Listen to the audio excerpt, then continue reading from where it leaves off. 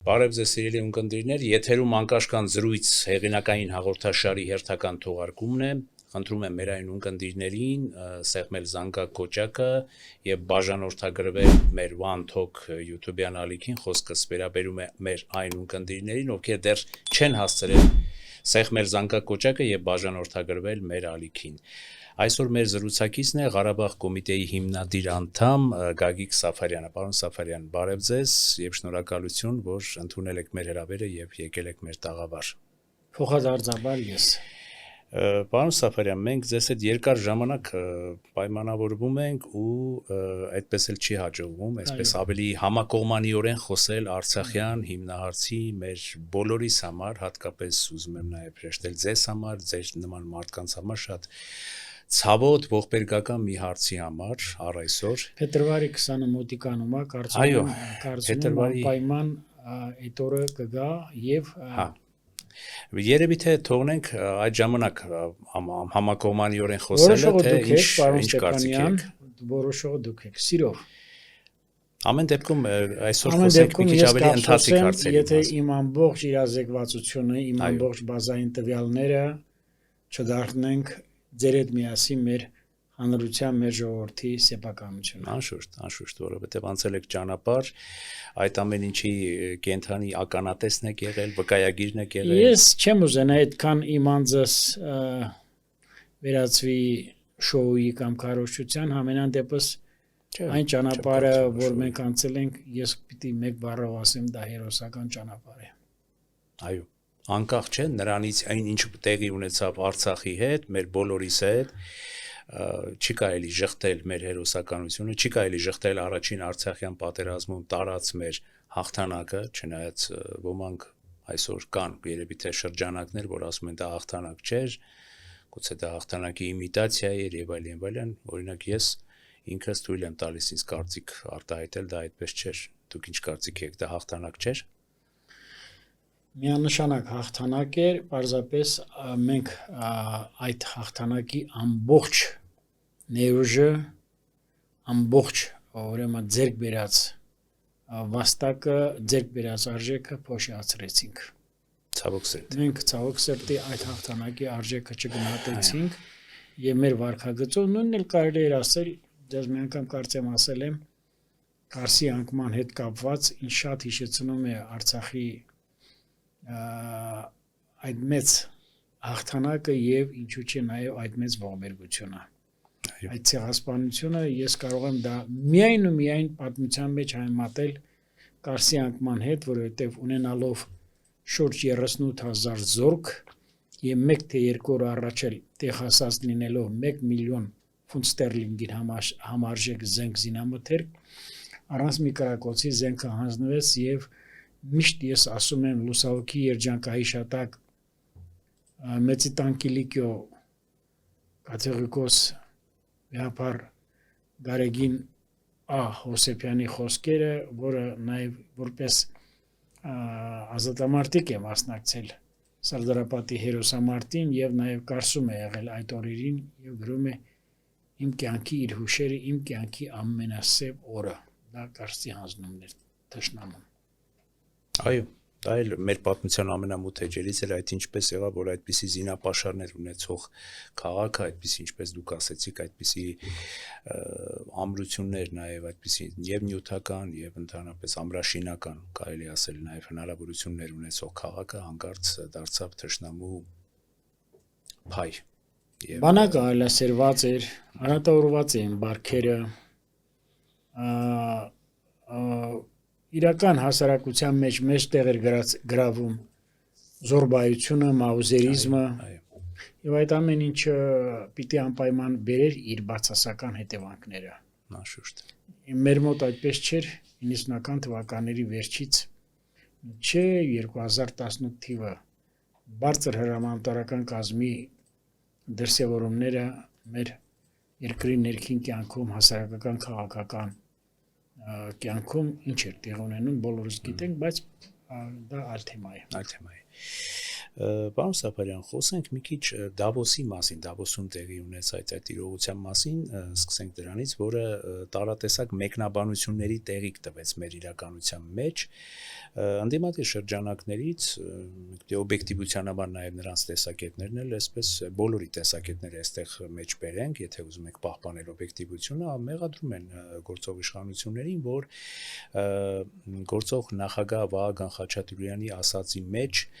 այսպես ասած, մի տեսակ պարտվողականություն կար եւ հանձնվողականություն կար ուղված Ադրբեջանի ղեկավարի հանդեպ այդ արված այդ հաջողանքներն են մեջ բերում, որ չի կարելի այդպես դա ազգային նսեմացում է։ Եվ առհասարակ դուք ինչ եք կարծում նաև ձեր տեսակետով այդ խաղաղության հարթակը Թրամփի կողմից ձևավորված կարող է փոխարինել ՄԱԿ-ին, թե ոչ, որովհետև մենք բոլորս գիտենք Թրամփի որոշակի իմաստով անկանխատեսելի էությունը։ Շատ լավ, նախ շնորհակալություն հրավերքի համար։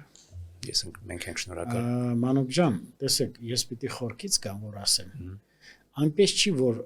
Թրամփը քնել վեր եկացել եւ սևեռուն ուշադրությունը դարձնում մեր լեզվով ասած հարավային Կովկասին, բայց ընդհանուր աշխարհաքաղաքական ուրեմն տրամաբանության շրջանակներում Մերձավոր Արևելքին կամ ուրեմն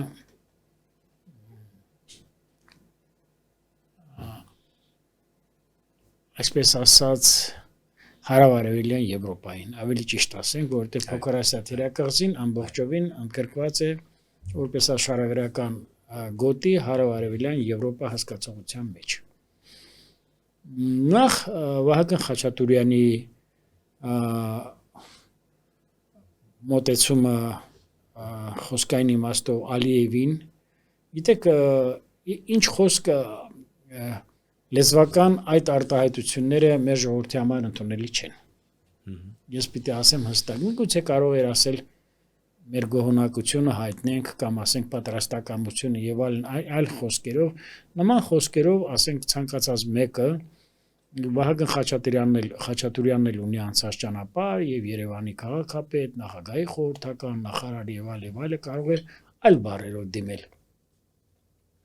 Վերջին հաշվով մենք ինչքան էլ ասենք այո կառուցողական երկխոսություն դեպի խաղաղություն կամ դիվանագիտական հարաբերությունների հաստատում մենք նաև ունենք չամոքած վերքեր, մենք նաև ունենք շիջվող կրակ, կարծում եմ ասենք մենք դեռևս նույնիսկ ունենալով հասուն տարիք քնում վեր ենք կենում, բայց մենք մեր հայացքը հառնում է դեպի Արցախը։ Մեր հայացքը հառնում է դեպի սայնով դարաշրջին տեղի ունեցած հայոց մեծ ողբերգությունը, հայոց մեծ ցեղասպանությունը։ Այնպես չի, որ մենք մեր պետականությունը չպիտի հարգենք կամ չպիտի ասենք, որ հանուն պետականության մենք պիտի շատ բաներ նաև պահի թելադրանքով կամ զգացմունքային կերպով չարտահայտվենք, այդ էլ կա իհարկե։ Ես այդքանը կարող եմ ասել, դե հիմա ամեն մարդ ինչ ասում է, ինքն էլ պիտի պատասխան տա։ Անպայման։ Մեր նախագահներից մեկը հոկտեմբերի 27-ի ոճրագործության օրը մեր ժողովրդին չդիմեց հեռուստատեսությամբ, ասես թրասված չէի, երբ որ ամբողջ երկրի ղեկավարությունը գլխատված էր։ Հիմա ես չեմ կարող ասել դա թույլատրելի է թե ոչ։ Գալով խաղաղության ծրագրին եւ խաղաղության խաչմերուկին եւ խաղաղության խորհրդի ստեղծմանը, ինչ խոսք միգուցե Թրամփի դեմքով, Թրամփի անձով Միացյալ Նահանգները հաստատուն կերպով եւ վճռական է Հարավային Կովկասում կայուն խաղաղություն հաստատելու եւ անվտանգային նոր համակարգ ներդնելու առումով։ Այդ դուք ասացիք միգուցե, պարոն Սափարյան, չէ՞, բայց ասենք փորձենք նաեւ այլ տեսանկյուններից նայել, նույն Ռոբերտ Քոչարյանի վերջերս տեղի ունեցած ասուլիսում նա մտքեր էր բանում, այսինքն ես զգում եմ, որ մեր քաղաքական դաշտը արդեն հաստատուն կերպով, չնայած մինչև այդ էլ կարելի ասել բաժանված է երկու այսպես տեսակետային բևեռների։ Մի տեսակետը այն է, որ մենք չպիտի խզենք մեր հարաբերությունները ռուսական կողմի հետ եւ ընդհանրապես տարածաշրջանային այս տրամաբանությունից պիտի դուրս չգանք Ռուսաստան-Իրան այդ հանգույցից չհրաժարվենք կամ չթշնամանանք նրա հետ եւ այլն մի հատվածն էլ ես լրիվ այս պահին դեռ այսպես գոնե տեսականորեն չնայած առերևույթ շատ ու շատ դրսևորումներ կան, բայց իշխանական հատվածն է եւ արեմտամետ հատվածն է, որը բոլոր դեպքերում կարծես թե քայլեր է անում, որոնք տանում են դեպի այլ քաղաքական տրամաբանություն, այսինքն Եվրոմիության հետ, Ամերիկայի հետ, այդ թրիպը եւ այլն, որը նույնպես որոշակի քննադատության թիրախ դարձավ Ռոբերտ Քոչարյանի կողմից, ասելով, որ այդ թրիպում հիմնականում դա ծառայեցվելու է թուրք-ադրբեջանական, այսպես ասած, շահերին եւ ըստ էության դա վտանգավոր հանգույց է դառնալու, հաշվի առնելով ռուս-իրանական այդ հանգույցը։ Այստեղ բավականին վտանգավոր իրողություններ կարող են առաջանալ, մանավանդ գիտեմ, որ դուք ամեն դեպքում ինչպես նաև գուցե իշխանության, գուցե եմ ասում շրջանակներ, հանդես չեն գալիս առերևույթ հայ-ռուսական հարաբերությունների իսպառ խզման օգտին, որը իմ կարծիքով, չգիտեմ, եւ շատերի կարծիքով երևի թե սխալ կլինի։ Որովհետեւ մենք ապրում ենք այնպիսի վտանգավոր տարածաշրջանում, որ որևէ մի բևեռի հետ նաև իսպառ խզվելը, ընդհանրապես թշնամանալը այսօր, գոնե առ այսօր կլինի շատ վտանգավոր։ Ինչ կարծիք եք այս հարցի մասին։ Շատ լավ։ Նոր հեծանի ու հայտնագործած չեմ լինի, երբ որ ասում են չկա մշտական բարեկամներ, մշտական թշնամիներ կամ մշտական շահեր։ Հինավուրց խոսք է շատ։ Այո, կարծեմ դա անգլիական դիվանագիտության մեծագույն գործիչներից մեկը Դիզրայելի արտահայտությունն է, բայց տեսեք, խնդիրը ես ուզում եմ մենք ավելի բացենք, որովհետև այս ձևաչափով եւ հարցի այսպիսի ուրեմն դիսպոզիցիայի դեպքում ավելի շատ պիտի խոսեն պատմաբանները եւ ոչ քաղաքական վերլուծաբանները։ Այո։ Ես գտնում եմ, որ Ռուսաստանի Դաշնության ղեկավարությունը միարժեքորեն դավաճանել է հայ ժողովրդի եւ Հայաստանի պետության շահերին։ Ոչ թե դավաճանել է միայն 2020 թվականի 44-օրյա պատերազմի օրերին, այլ դավաճանել է այն ժամանակ, երբ 2006-7 թվականներից սկսած անխոչնդոտ կերպով սկսել է զենք վաճառել Ադրբեջանին։ Եվ դրա հետ մեկտեղ Ռուսաստանի Դաշնության ղեկավարները իրար հետ չէին տալիս Հայաստան ժամանելու պետական այցերով եւ հայտարարում էին, որ Հայաստանը մեր համար ֆորպոստ է։ Այսինքն առաջնագիծ է կամ չգիտեմ ինչ ասեմ, առաջնային ամրոց է կամ չգիտեմ ինչ ուզում են թող ասեն։ Գալով զենքի ախապան մատակարարման Ադրբեջանում եւ անվտանգության խորհրդի քարտուղարներ Իվանովը, Բորձյուժան, որը նաեւ համակարգում էր մի կարճ պերիոդ հապկը, ասում են, որ զենքի վաճառքը Ադրբեջանին դա ամենևին էլ չի նշանակում, որ մենք անտեսում ենք հայ ժողովրդի շահերը կամ Հայաստանի պետական հայոց պետության շահերը։ Հետո մի կարծիք էլ կար, որ ասում էին, չէ, ես հիշում եմ այդ ժամանակվա, որ եթե Ադրբեջանը չառներ զենք Ռուսաստանից, առնելու զենք։ Սա հավասարակշռությունը պահպանելու համար է, դուք պատկերացնում եք իրար կոտորեն եւ ասեն, որ սա հավասարակշռությունը պահպանելու համար է։ Բացի դրանից էլ բոլոր փաստերը կան, որ այդ զենքով նաեւ Ռուսաստանը աշխատեց որպես մեզ համար մենք դարձանք, ինչպես ասում են, Kenneth Fodder, թնդանոթի միս։ Բացի դրանից էլ ես պիտի ասեմ, ունենալով Հայաստանի Հանրապետության հետ ռազմավարական եւ փոխադարձ գործընկերության պայմանագիր, մեծ պայմանագիր, որը ստորագրվել է Լևոն Տեր-Պետրոսյանի ժամանակ 1997 թվականի օգոստոսին եւ 1998 թվականին դա վերիֆիկացիայի ենթարկվել, հաստատվել է ուրեմն խորհրդարանների կողմից, ես պիտի ասեմ, որ այս պատերազմը 44 օրյա պատերազմը նաև արտոնված պատերազմ էր Ռուսաստանի կողմից, որովհետև գաղտնիք էլ չի եւ նույնիսկ դա ասում էր Հայաստանի Հանրապետության առաջին նախագահ Լևոն Տեր-Պետրոսյանը, որ պատերազմի վերսկսման բանալին գտնում է Ռուսաստանի Դաշնության գրպանը։ Սա ես ինչու համար եմ թռուցիկ կերպով ասում որպես մուտք եւ այս համատեքստում եմ ես դիտարկում։ Իրանի հետ կապված մեր հարաբերությունները որևէ քաղաքական գործիչ, այդ թվում երկրորդ նախագահը կլինի, այդ թվում մեկ ուրիշը կլինի, այդպես շահարկելով ես պիտի ասեմ սա դաշույնի հարված է Հայաստանի Հանրապետության թիկունքին։ Մենք Իրանի հետ ռազմավարական գործընկերության եւ որպես հարևան բարի դրացիական հարաբերությունների առումով ոչ մի խնդիր չունենք։ Անկամ երբ որ տեսանք, որ Իրանում ներքաղաքական լարվածությունը հասել էր ապոգեայի իր գագաթնակետին։ Դե հիմա գիտեք մի 5 հոգի, 10 հոգի կարող են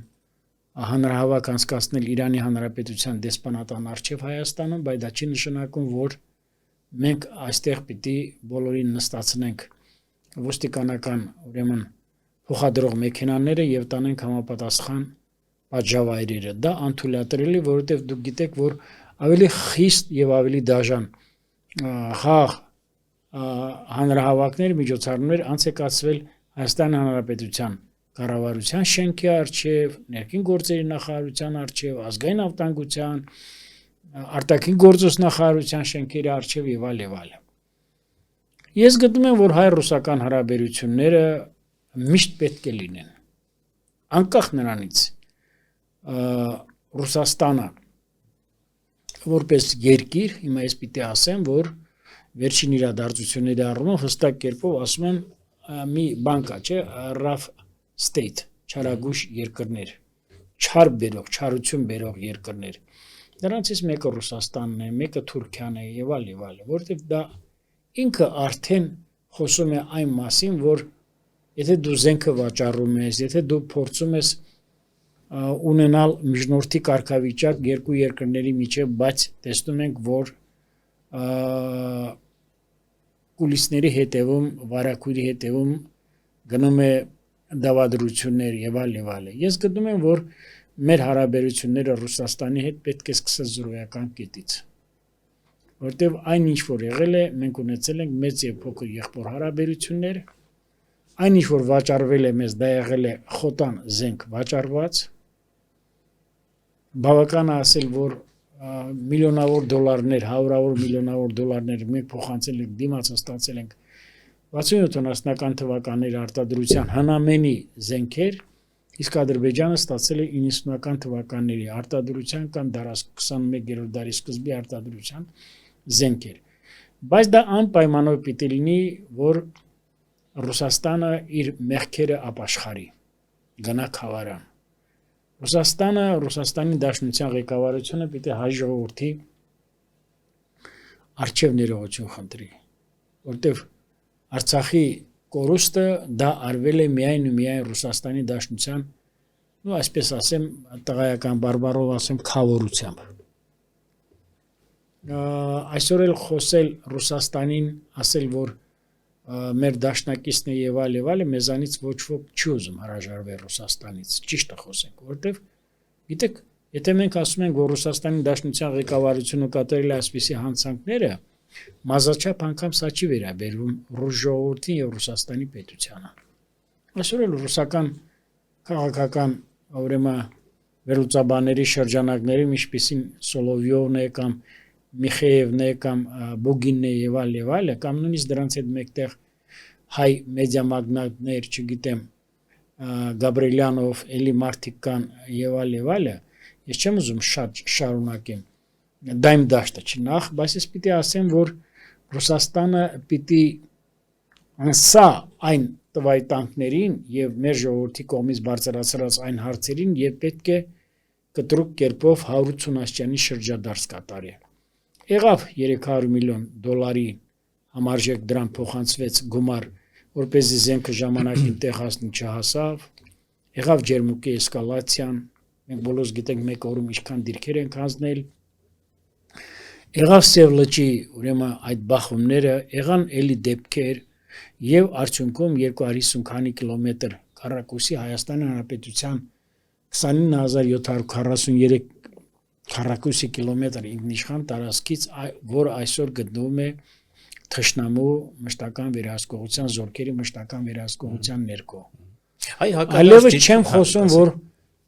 խաղաղապահ առաքելությունը Հայաստանում, ոչ միայն Հայաստանում, Արցախի Հանրապետությունում տեղակայված մեղմ ասած իրենց առաքելությունը չեն կատարել։ Իրանի հետ ես պիտի ասեմ, որ ինչպես որ ասացի երկրորդ նախագահի հետ կապված մեղադրել է, այո, մեղադրել է, ես համարում եմ դավաճանական քայլ։ Մեր անկախ նրանից Իրանում ինչպիսի քաղաքական վարչակարգ կլինի, դա պիտի մեզ ոչ հիասթափեցնի, ոչ էլ հեռացնի Իրանի հետ ունեցած դարավոր հարաբերություններից, բայց իմ խորին համոզմամբ վաղուց եկել է հոգևոր աստվածապետական իշխանությունների վերջը տալու ժամանակը եւ վաղ թե ուշ Իրանի ժողովուրդը կարծում եմ կունենա նոր քաղաքական համակարգ։ Առավել եւս որ Իրանը ունի այն ներուժը, ներքի կարողությունները, տնտեսական, նյութական, օգտակար հանածոների առումով եւ ինչու՞ չէ նաեւ ինտելեկտի առումով վերջին հաշվով պարսիկ ազգը մեծ ազգ է բոլոր առումներով եւ կարծում եմ որ հերոց այն օրը որ մենք զարգացումները կտանեն դեպի այլ քաղաքական համակարգի կամ վերարտադրման կամ վերաստեղծման կամ չգիտեմ այլևս ես չեմ ուզում շատ խորանամ ես ինքս Ամեն դեպքում այն որոշ ուժերը, պարոն Սաֆարյան, կներեք, որ ասում են, որ մենք չպետք է, այո, դուք էլ կարծես թե այդ միտքը արծարծեցիք, որ չպետք է դառնանք հակառակ բևեռի, այսպես հակաիրանական բևեռի, որը շատ վտանգավոր եւ հակառուսական միանշանակ։ Մենք այս դրա համար ասում ենք, մենք պիտի զրոյական կետից դա սկսենք Ռուսաստանի հետ մեր հարաբերությունները եւ դա պիտի լինի հավասարը հավասարի գործընկերության շրջանակներում, ռազմավարական գործընկերության շրջանակներում, եթե դա կլինի տնտեսական հարաբերությունների առումով, տեսեք, հիմա ես ասեմ, որ Ռոբերտ Քոչարյանը միայնակ կարող է դա որոշել, ասում է, բա որ Ռուսաստանը մեր մթերքը կամ մեր գյուղատնտեսական արտադրանքը չսպառ ինչ պիտի անենք, իհարկե ասում է, ես իմ կապերս կօգտագործեմ, որ չհրաժարվի դրանից, դե եթե ձեր կապերը օգտագործեիք այն ժամանակ, երբ որ 5 միլիարդ, 6 միլիարդ դոլարին համարժեք ռազմամթերք անխոչնդոտ կերպով առաքվեց Ադրբեջանի Հանրապետություն Ռուսաստանի կողմից։ Դուք այն ժամանակ օգտագործեիք այդ կապերը։ Եվ բացի դրանից տրիպի մասին խոսելուց, տրիպը ես պիտի ասեմ այսօր հայ ժողովրդի համար շատ անհրաժեշտ մի մեծ իրադարձություն է։ Իսկ ռիսկեր, վտանգներ չեք տեսնում տրիպի եւ ես նույնիսկ մի բան էլ ասեմ, վերջացնեմ, այսօր որ մեր տարածաշրջանում Ռուսաստանի Դաշնության ղեկավարության կողմից չեն հրահրվում նոր սադրանքներ, ես պիտի ասեմ, այստեղ նաեւ իր լուրջ սա ամերիկյան լուրջ դերակատարման արդյունք է նաև։ Ես կարող եմ ձեզ այս ձեր միտքը այսպես մի քիչ բացելով ասել, որ բոլոր դեպքերում այսօրվա ամերիկյան վարչակարգը այն ամերիկյան վարչակարգը չի եւ գուցե ասենք դեռ էսկալացիա Հայաստանի սահմաններում կամ Հայաստանի սահմաններից ներս տեղի չի ունենում, որովհետեւ գուցե մենք չգիտենք դրա մասին, ինչ որ ռուս-ամերիկյան աշխարհ քաղաքական գլոբալ համաձայնություն կա այդ առումով գուցե կարող ենք այդ ենթադրությունն էլ անել գոնե ենթադրության մակարդակով եւ ինչ է ուզեցի ուղղակի ձեր խոսքի մեջ հավելեի իմ կողմից որպես հակադարձող տեսակետ այ դուք ասեցիք ուղղակի օբյեկտիվությունը էլի պահելու համար ասեմ որ հակառակ կողմն էլ այ դուք բերեցիք այդ փաստարկները զենքերի վաճառք եւ այլն բայց ամեն դեպքում այդ զենքերը կրակեցին 2020 թվականին ասում են հակադարձող կողմից եւ մինչեւ այդ դա չէ լինում, որովհետև նաև ընդդիմադիր շրջանակները, այդ թվում Տեր-Պետրոսյանի հատկապես կողմնակիցներն են այսօր իշխանություններին հստակ մեղադրում, որ մենք հրաժարվեցինք, հիշում եք, մենք մի անգամ էլ մենք ենք դրա մասին խոսել 2019 թվականի այդ կարգավորման փաթեթից ըստ էության այդ փաթեթի Մինսկի խմբի փաթեթն էր եւ ըստ էության այդ Մինսկի խմբի փաթեթը դա միայն ռուսական փաթեթ չէր, միայն ռուսական հարթակ չէր, առավելապես դա արևմտական հարթակ էր եւ հրաժարվելով այդ հարթակին միգուցե նաեւ ինչպես ասում են նրանց կանգնեցրեցինք փաստի տակ, ասեցին այսպես ժողովրդական խմբը այլ հայ ժողովրդի համար, Հայաստանի համար ինչ անենք, եթե մեր բանակցային հարթակը արհամարեցին ամեն ինչը տրամաբանությունը, հիշում եք Նիկոլ Փաշինյանը ինչ էր ասում ինչ որ պետք է ենել բանակցում ենք, ես այս ամեն ինչը սկսում եմ զրոյական կետից, այսինքն 26 տարի փաստորեն դա այդ ասելով զրոյական կետ, դուք ինչ եք կարծում, ընդհանրապես ձեր տեսակետը, որ 26 տարին փաստորեն Նիկոլ Փաշինյանը մի բառով ըստ իրենց զրոյացրեց, ասեց դու գործ չունեք, ես ոնց որ պետքա կկարգավորեմ։ Այո, հիմա ես ասեմ հետեւյալը, Մինսկի խմբի երանախագահող ձևաչափը դա այն ժամանակ համարվում էր լավագույն ձևաչափը։ Եվ բանակցությունների եւ հատկապես որ իսպար բացառում էր խնդիրը խաղ ուրեմն ճանապարհով լուծելու հարթակից տեղափոխելը դեպի ռազմական ճանապարհով լուծելու հարթակը։ Ինքս բոլորը գիտեն Հայաստանում իմ ուրեմն վերաբերմունքը ոչ միարժեքորեն եւ հատկապես ընդգծված բացասական վերաբերմունքը երրորդ նախագահի հանդեպ իր բազում կատարած սխալների համար ես պարզապես մեղմ եմ ասում, որովհետև այլևս չեմ Սերժ Սարգսյանի մասին։ Այո, երրորդ նախագահի եւ նա 4-օրյա պատերազմի ավարտից հետո մեկնեց Ստեփանակերտ եւ ասեց, որ որպեսզի չերքենք Ստեփանակերտ բարերը մենք պետք է տարածքները հանձնենք։ Ես այդ քայլը ողջունում եի այն ժամանակ, որովհետև 4-օրյա պատերազմի դադարի եւ ուրեմն հրադադարի ձեռքբերման մեջ մեծ դեր է խաղացել այն խոստումը, որ ինքը ժամանակ է վերցրել, որպեսզի խնդիրի կարգավորվի տարածքների հանձնման ուղղությամբ։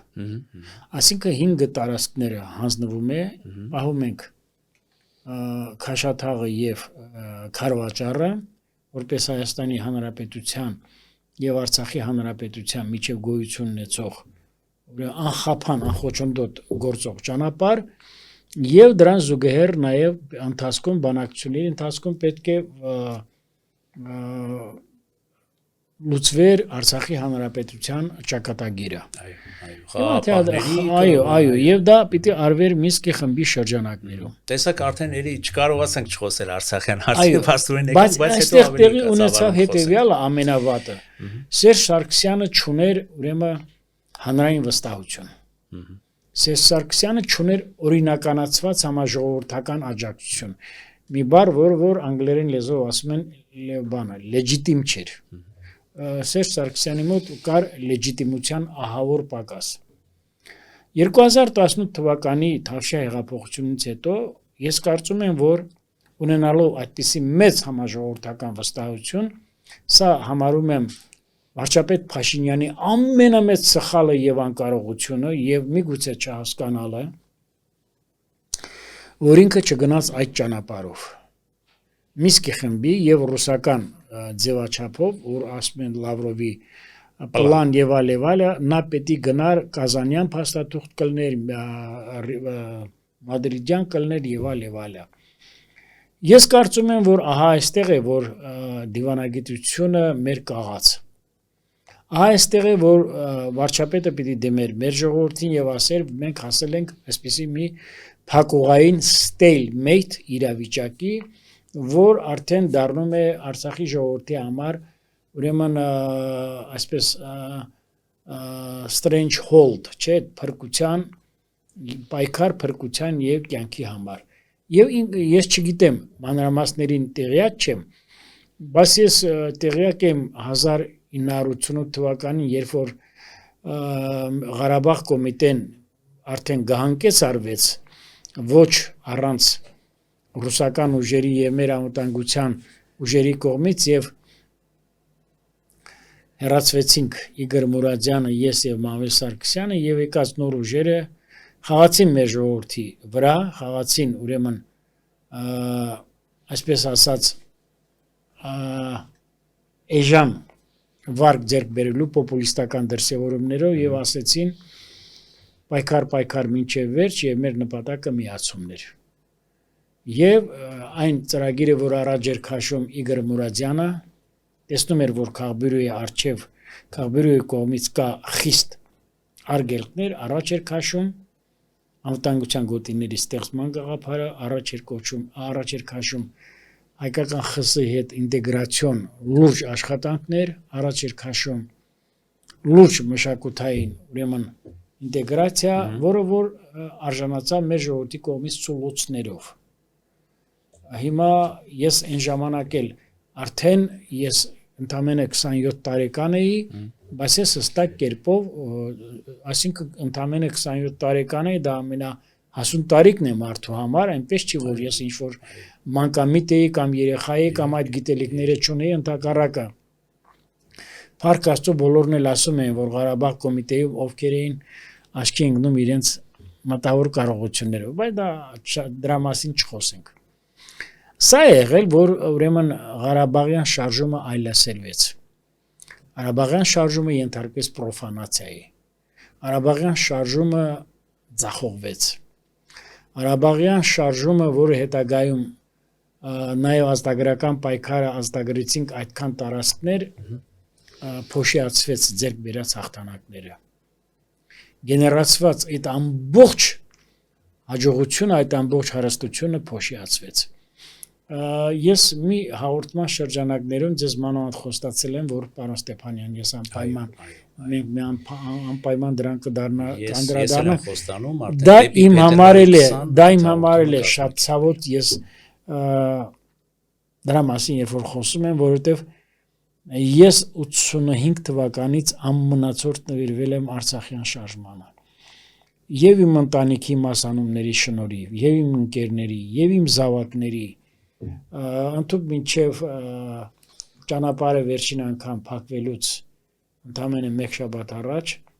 10 օր մեկ շաբաթ առաջ ես իմ դստեր հետ գտնվում եի Արցախում իմ հարազատների մոտ։ Ես չեմ ուզում դրա մասին շատ խոսել, որովհետև դա իմ ամենացավոտ, իմ կյանքում երբևիցե ինձ պատած ամենամեծ ողբերգությունն է։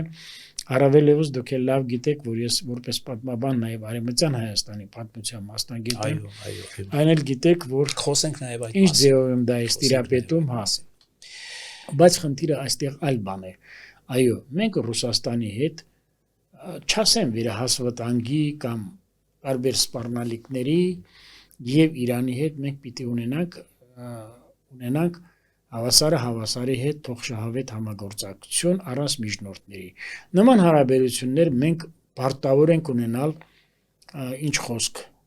Թուրքիայի Հանրապետության հետ եւ Ադրբեջանի հետ։ Եվ աշխարհի բոլոր երկրների։ Եվ չի խոսքս վերաբերում է հարևանների։ Եվ գալով Վրաստանին եւ վրաց ժողովրդին, որտեղ ես վրաց ժողովրդին համարում եմ մեծ ժողովուրդ, ես Վրաստանին համարվում եմ հայ ժողովրդի բնական դաշնակիցը։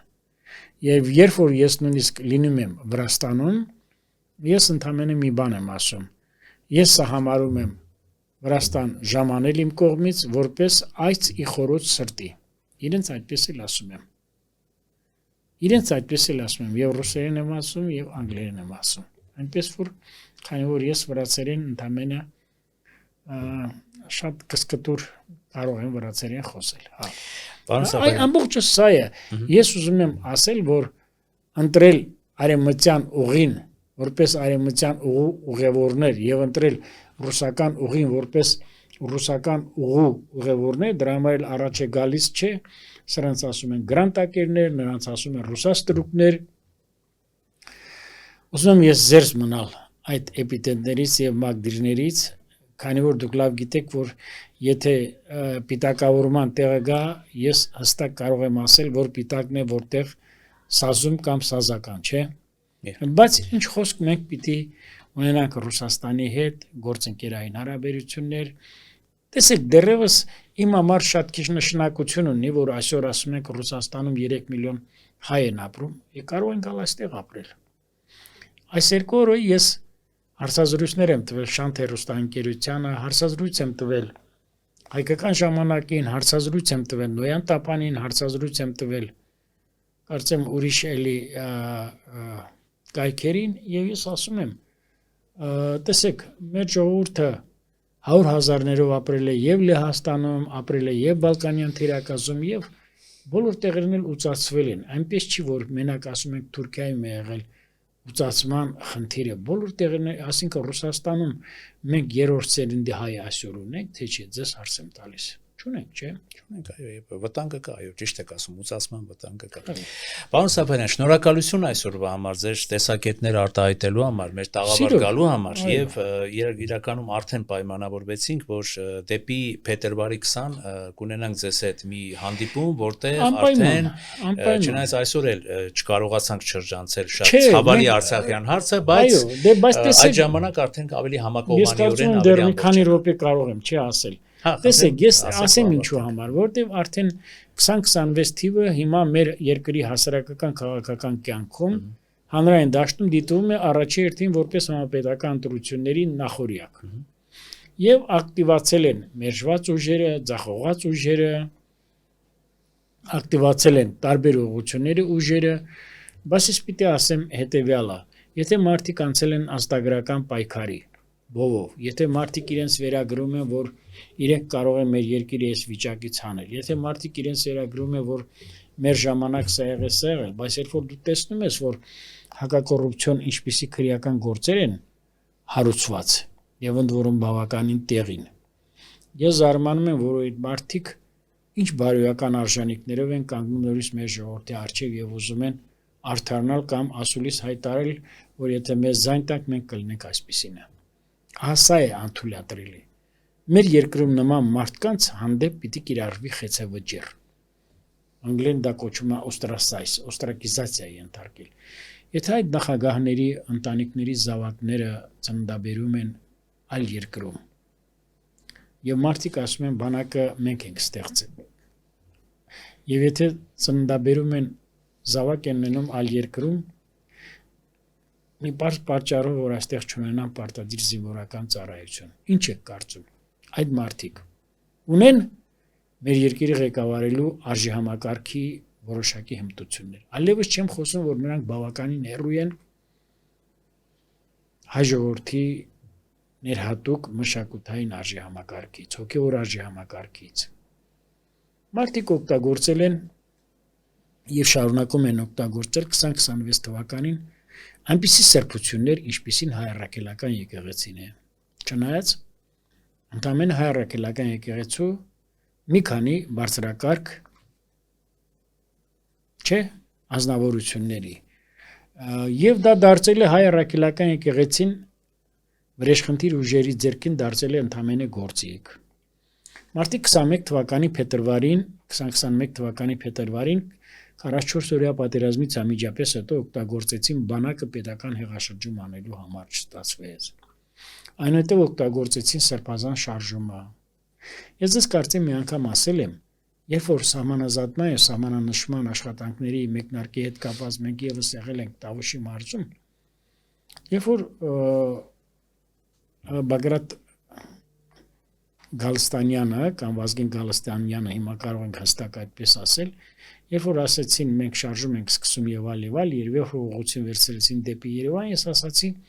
սրանք մոռացել են սահմանագծում եւ սահմանանշման դեմ պայքարը, սրանք գնում են միայն մեկ բանի համար իշխանապողության եւ այդտեղ երևում է ում ակաժներ հետևից։ Եվ ես ասեմ, որ քաղաքական դաշտում թրծվածությունը եւ հմտությունը դեր է խաղում։ Տեսեք, նույն Իրանի դեսպանատան հայտարարությունը, չէ, կապված մեր երկրում այդ մի քանի հոգու կողմից ցույցեր անելը, չէ։ Իրանը այդ ջղաձգումները պայմանավորված էր նրանով, որ դեսպանի ասուլիսի եւ դեսպանի հայտարարության հետևում նշмарվում է ռուսական ականջները։ Այսօր ասենք կարող է Լավրովը խոսալ մեզ խորհուրդ տալու համար կամ երկրորդ նախագահը ասում է թրիպի վրա պետք է լինի չինական եւ ռուսական վերահսկողություն, հասկանում եք, այսինքն մենք ինքնիշխան պետություն ենք, չէ։ Սուվերեն պետություն ենք, չէ։ Մենք ասում ենք, որ որևէ սահմանափակումներ չկա Հայաստանի ինքնիշխանության հետ կապված։ Հայաստանի սուվերենության հետ կապված եւ վերջին հաշվով մենք ենք որոշում, չէ, մեր խաղաղ համակեցությունը։ Եկեք ձեր թույլտվությամբ այս հարցերն Այո, փաթեթավորենք եւ այո, անպայման կփաթեթավորենք, ես ինչու համար եմ ուզում սա ասեմ, որովհետեւ այսքանից հետո մեկ նախադասությամբ ասեմ, մարդ 3 ժամ հարցազրույց է տալիս եւ այս հարցազրույցը նրա ասելիքը կարելի է բնութագրել մեկ բառով՝ ոչինչ չասել։ Շնորհակալություն ձեր տեսակետները արտահայտելու համար, հուսամ փետրվարի վերջերին կհանդիպենք եւ անպայման, այսպես ասած, այսօրվա համար չսպառված հարցերի շուրջ, այսպես ասած, լիովին չարծարծված հարցերի շուրջ այդ ժամանակ արդեն կխոսենք ավելի հանգամանալից եւ ավելի համակողմանիորեն։ Մասնավորապես Արցախյան հարցի շուրջ, որի մասին երևի թե մեր ունկնդիրներին պիտի դեռ շատ ու շատ բաներ ասել։ Շնորհակալություն այսօր։ Սիրով, ես եմ շնորհակալ։ Եթերում անկաշկանդ զրույց հեղինակային հաղորդաշարի հերթական թողարկումներ, մեր տաղավարում էր Ղարաբաղ կոմիտեի հիմնադիր անդամ Գագիկ Սաֆարյանը։ Ես դիմում եմ մեր այն ունկնդիրներին, ովքեր չեն հասցրել բաժանորդագրվել մեր One Talk YouTube-յան ալիքին, խնդրում եմ նրանց սեղմել զանգակ կոճակը եւ բաժանորդագրվել մեր One Talk YouTube-յան ալիքին։ Շնորհակալություն, այսօր այսքանը կհանդիպենք։